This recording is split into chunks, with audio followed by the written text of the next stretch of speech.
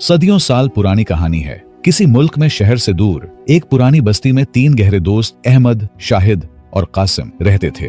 गांव वालों के दरमियान उनकी दोस्ती एक मिसाल थी, जैसे एक दरख्त की 3 शाखें जो अलग होकर भी जुड़ी रहती हैं। तीनों दोस्त बचपन से एक साथ हंसते खेलते और एक दूसरे के दुख सुख में शरीक होते आए थे। मगर वक्त हमेशा एक सा नहीं रहता। जिंदगी की सख्तियों ने उन्हें ऐसे घेर लिया जैसे नाजुक परिंदा तूफान के जिद में आया हो। उनके रोजगार के दरवाजे बंद होने लगे, गुर्बत का साया गहरा होता गया और रोटी के लाले पड़ गए। दिन ब दिन बढ़ती मुश्किलात ने उनके हौसले को भी आजमाना शुरू कर दिया था। जहां पहले कहकीहे गूंजते थे, अब वहां फिक्र की चादर तनी थी। आखिर एक दिन जब भूख और परेशानी हद से बढ़ गई तो उन्होंने फैसला किया कि अब गांव छोड़ना होगा, कहीं और जाकर किस्मत आजमाना होगा। वो जानते थे कि अपना गांव छोड़ना आसान नहीं है, मगर ठहरे रहने का मतलब था कि गुर्बत उन्हें निगल जाएगी। उन्होंने अपनी मामूली सी जमा पूंजी इकट्ठी की, चंद जोड़े कपड़े और थोड़ा सा राशन साथ लिया और उम्मीदों के सहारे एक नामालूम मंजिल की तरफ निकल पड़े। रास्ता तवील था और कदमों में थकन की चाप थी, मगर उनके दिल में उम्मीद का चिराग रोशन था। वो एक बेहतर जिंदगी के ख्वाब आंखों में बसाए अपने गांव की मिट्टी को पीछे छोड़ते जा रहे थे। कई घंटों की मसाफत के बाद वो एक अजनबी इलाके में पहुंचे। चारों तरफ सुनसान मैदान, घने दरख्त और एक अजीब सी पुरस्रार खामोशी छाई हुई थी, जैसे ये जगह सदियों से वक्त की कैद में हो, जहां हवा भी सरगोशियों में बात करती हो। सूरज आहिस्ता आहिस्ता मगरिब की गोद में उतरने लगा, आसमान दामन अंधेरों से भरने लगे और शाम की ठंडी हवा ने थकन को और नुमायां कर दिया। तीनों दोस्त एक बड़े सायादार दरख्त के नीचे बैठ गए। अहमद ने अपनी चादर बिछाई, शाहिद ने पानी की छोटी सी मशकीज़ा निकाली और कासिम ने एक खुश्क रोटी तोड़कर सब में बांट दी। खामोशी में बस परिंदों की मदम चहचहाहट थी। कासिम ने तके हुए लहजे में कहा, क्या गांव छोड़कर हमने सही फैसला किया? अहमद ने आसमान की तरफ देखा, जहां चमकते सितारे उबरने लगे थे, और मुस्कुराकर बोला, जब कश्ती हवा के जद में आए तो उसे बचाने के लिए किनारा चाहिए, चाहे वो दूर क्यों ना हो। यह सुनकर शाहिद ने एक गहरी सांस ली, अपने जूते उतारकर एक तरफ रखे और जमीन पर लेट गया। जो भी होगा इकट्ठे सामना करेंगे। ये कहते ही तीनों दोस्त तसे बेहाल इन्हीं ख्यालात में डूबे आसमान के नीचे लेट गए। सुनसान इलाका था, दूर दूर न कोई चिराग और न कोई आदमी था, लेकिन तीनों दोस्त एक दूसरे के हौसले का सहारा थे। वो तके जरूर थे, मगर खौफ को अपने ऊपर हावी नहीं होने देते। गहरी रात के सन्नाटे में अचानक एक पुरस्रार आवाज गूंजी, जिसने उन्हें लर्जा कर रख दिया। अहमद ने हल्की आवाज में बोला, यह आवाज खतरनाक सा लग रहा है। शाहिद और कासिम एकदम सीधे होकर बैठ गए। उनके दिल की धड़कनें तेज हो गईं। शाहिद ने धीरे से कहा, यह क्या भला हो सकता है? आदमी तो नहीं लग रहा। तीनों दोस्त धीरे धीरे सरगोशियों में बात कर रहे थे कि अचानक दूर घास में कोई चीज तेजी से हरकत करने लगी। आंखों के कोने से अहमद ने देखा कि एक खौफनाक भेड़िया उनकी तरफ लपक रहा था। अहमद जोर से चीखा और तीनों दोस्त एक साथ उठ खड़े हुए। खौफ ने उनके जिस्म में बिजली की लहर दौड़ा दी और वो अंधेरे में जान बचाने के लिए तेजी से दौड़ा। भेड़िया पीछे से उन पर झपटने के लिए दौड़ा। उसकी भारी सांसें और खौफनाक गुर्राहट उनके कानों में गूंजने लगी। अंधेरे में भागते भागते वो एक मैदान में जा पहुंचे, जहां दूर एक टमटमाती रोशनी नजर आ रही थी। वो देखो, आग जल रही है, अहमद ने चीखते हुए कहा। तीनों दोस्त अपनी आखिरी हिम्मत जमा करके रोशनी की तरफ दौड़ पड़े। जैसे ही वो करीब पहुंचे, उन्हें एक घर नजर आया, जिसके बाहर आग के शोले भड़क रहे थे। भेड़िए अब वापस जा चुके थे। अहमद ने कहा, आधी रात को किसी के घर में घुसना तहजीब के खिलाफ है, लिहाजा दरवाजा खटखटाने के बजाय तीनों दोस्त बाहर बैठ गए और सुबह होने का इंतजार करने लगे। सुबह की रोशनी जैसे ही फैलने लगी, दूर से अजानों की आवाजें गूंजने लगी। अंधेरे की वहशत कम होने लगी। परिंदे चहचहाकर नए दिन की आमद का ऐलान करने लगे। तीनों दोस्त अभी तक आग के करीब ही बैठे थे। तकिन और खौफ ने उन्हें बेहाल कर दिया था। उनके जिस्मों पर अभी तक खौफ का साया था, लेकिन अंधेरे की डर से आजादी मिली।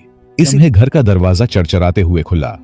एक बूढ़ी औरत जो सफेद चादर में लपटी हुई थी, हाथ में पानी का बर्तन लिए बाहर निकली। वो मिट्टी के फर्श पर खड़ी होकर नमाज पढ़ने लगी। उसकी जबान पर दुआएं जारी थीं और उसके चेहरे पर अजब सुकून था। नमाज से फारिग होकर जैसे ही उसकी नजर तीनों नौजवानों पर पड़ी, वो हैरत में मुब्तला हो गई। कुछ लम्हे तक वो उन्हें गौर से देखती रही, फिर नरमी से बोली, बेटा तुम कौन हो और यहां क्यों बैठे हो? बूढ़ी औरत ने उनकी हालत देखी और फिर शफकत भरी मुस्कुराहट के साथ कहा, बेटा बाहर क्यों बैठे हो, अंदर चलो, मेरे घर में आराम करो, शायद तुम थके हुए हो और भूखे भी।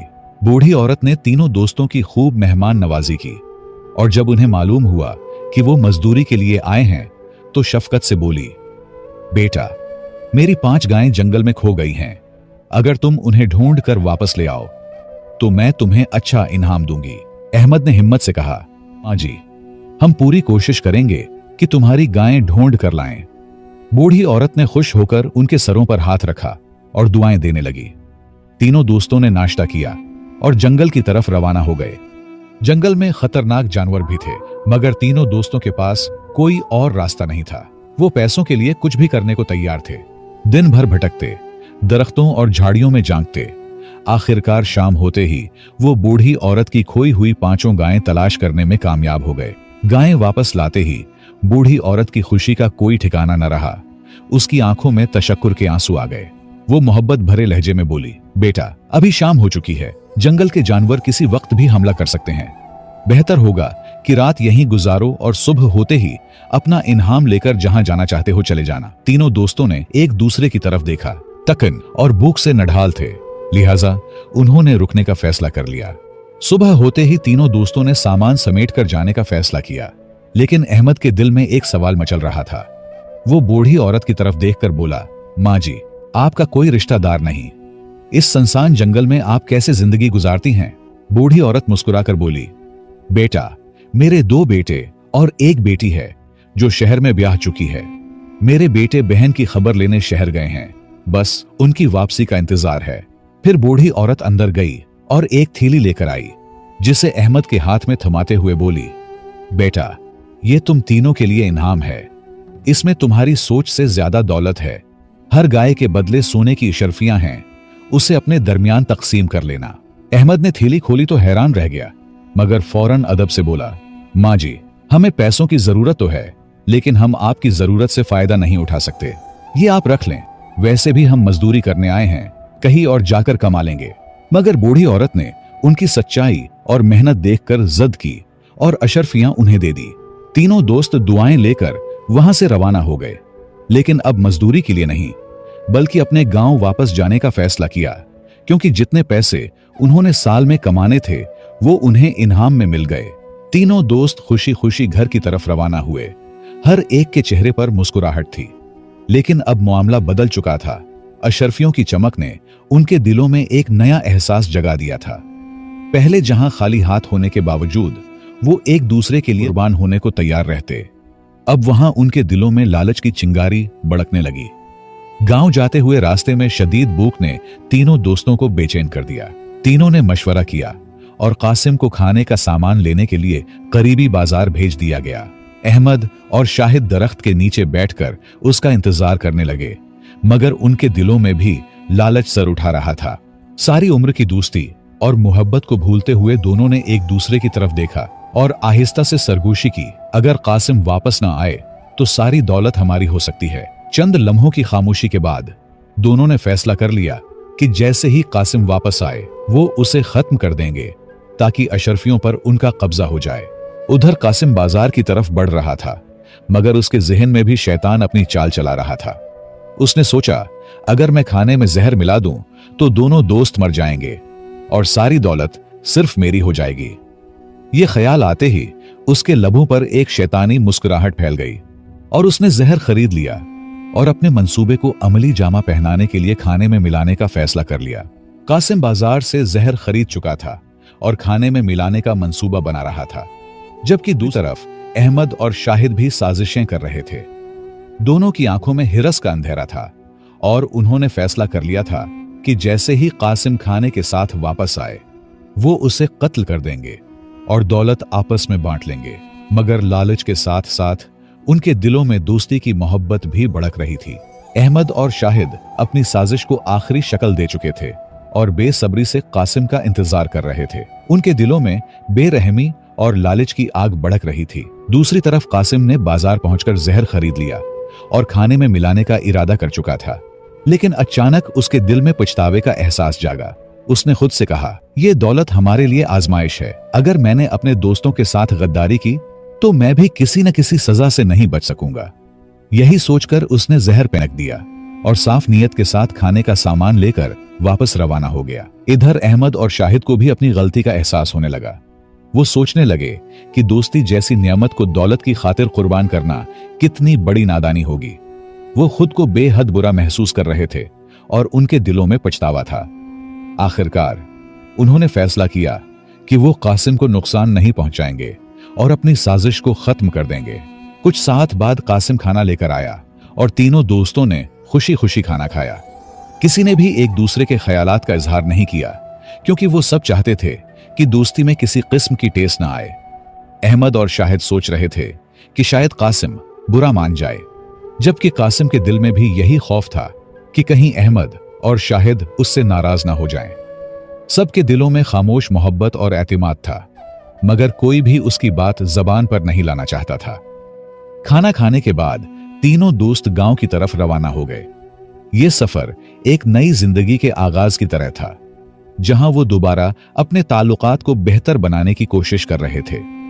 हर एक के दिल में पहले से मोहब्बत ज्यादा थी और अपने बुरे हथकंडों पर दिल ही दिल में लानत बेच रहे थे। सूरज गुरूब हो चुका था और रात का अंधेरा हर तरफ फैलने लगा था। तीनों दोस्तों ने रुककर मशवरा किया कि आगे का सफर जारी रखना खतरनाक हो सकता है। अहमद ने एक पहाड़ की तरफ इशारा करते हुए कहा, वहां एक गार नजर आ रही है जो कि बहुत महफूज है जानवरों और डाकुओं से। क्यों ना रात वहीं गुजार लें। शाहिद और कासिम ने बात को मानते हुए तीनों दोस्त एहतियात से गार की तरफ बढ़ने लगे। रात की ठंडी हवा उनके जिस्म में सिरायत कर रही थी और दूर दराज जंगलों और पहाड़ियों से भेड़ियों के चिल्लाने की आवाजें गूंज रही, जो फिजा को मजीद खौफनाक बना रही थीं। जैसे ही वो गार के करीब पहुंचे, अंदर का गहरा अंधेरा उनके कदम रोकने लगा। कासिम ने दबे लफ्जों में कहा, यह जगह ठीक तो है ना?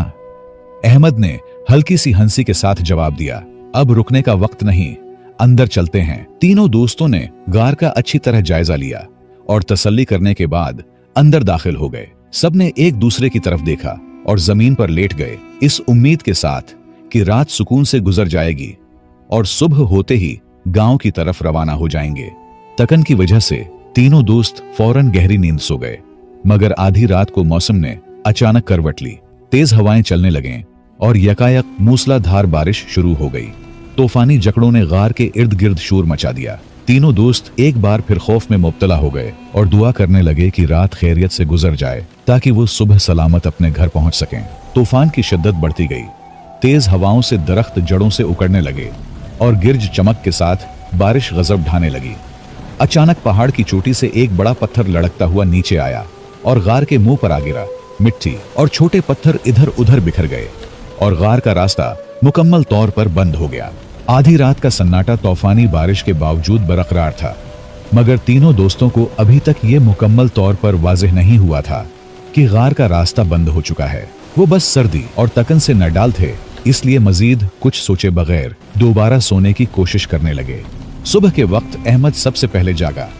उसने गार के अंदर अंधेरा देखा और सोचा कि शायद अभी तक सुबह नहीं हुई, लेकिन जब वो गार के मुंह के करीब गया तो उसे पता चला कि गार का रास्ता एक बड़े पत्थर से बंद हो चुका है। अहमद ने फौरन शाहिद को जगाया और दोनों ने मिलकर पत्थर को हटाने की कोशिश की। वो अपनी पूरी ताकत इस्तेमाल कर रहे थे, मगर पत्थर अपनी जगह से जरा भी ना हिला। दोनों मायूस हो गए और कासिम को भी जगा लिया। तीनों दोस्तों ने मिलकर जोर लगाया। उनके हाथ जख्मी हो रहे थे। सख्त सर्दी के बावजूद माथे पसीने से तर थे। वो बारी बारी अपनी पूरी ताकत आजमाते, मगर पत्थर अपनी जगह अटल था। इस वक्त उन्हें अपनी बेबसी का शिद्दत से एहसास हुआ। कई कोशिशों के बाद तीनों ने मिलकर एक आखिरी जोर लगाया और पत्थर नीचे लुढ़क गया। गार का रास्ता खुल गया और रोशनी अंदर आ गई। उन्होंने सुकून का सांस लिया और अल्लाह का शुक्र अदा किया कि वो इस मुसीबत से बच गए। बाहर निकलकर तीनों ने दोबारा अपने सफर का आगाज किया। रास्ते में हर एक अपनी सोचों में गुम था। अहमद ने सोचा, अगर हमने कासिम को नुकसान पहुंचाया होता तो आज हम इस पत्थर को हटाने में नाकाम रहते और अंदर ही मर जाते। कासिम के दिल में यह ख्याल आया, अगर मैंने खाने में जहर मिला दिया होता तो अब मैं अकेला पत्थर कैसे हटाता और अंदर ही मरता। बिल आखिर तीनों दोस्तों ने एक दूसरे से माफी मांगी और गांव पहुंचकर ईमानदारी से पैसे तकसीम कर लिए। अब वो पहले से भी ज्यादा करीब हो गए और भाइयों की तरह जिंदगी गुजारने लगे।